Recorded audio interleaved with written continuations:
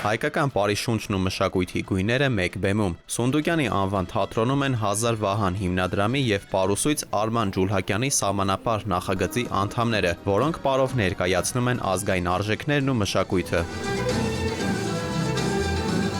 Վահանը ոչ մենակ ֆիզիկական վահան է, եւ բարոյական, եւ մշակութային, եւ ամեն ինչով։ Մեր հիմնական ծրագիրները շարունակելու ենք, մենք եղել ենք մինչ այս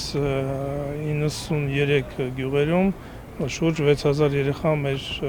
ցանցի մեջ կարելի ասել կան, նպատակը մինչև 10000 հոգի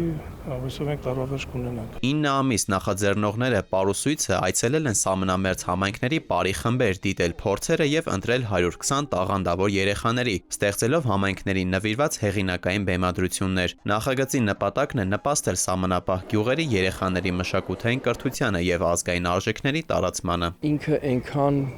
լավ նախագիծ է, որ զարգացնում է երեխայի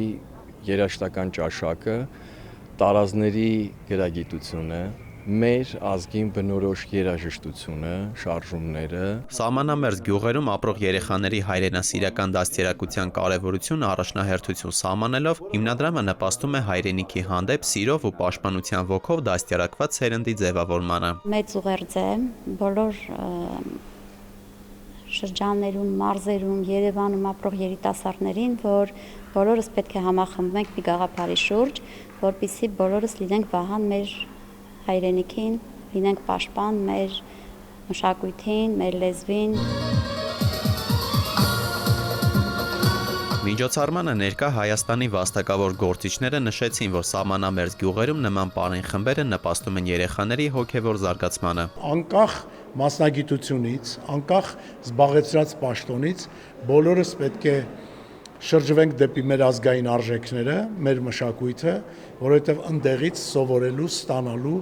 մեծ սնունդ ունենք եւ առանց այդ սնունդի պարզապես հայ մնալ անհնար է։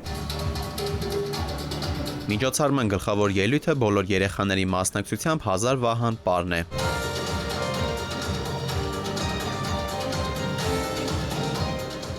Դավիթ Թադևոսյան, Տիգրան Հունանյան, ժամը լրատվական։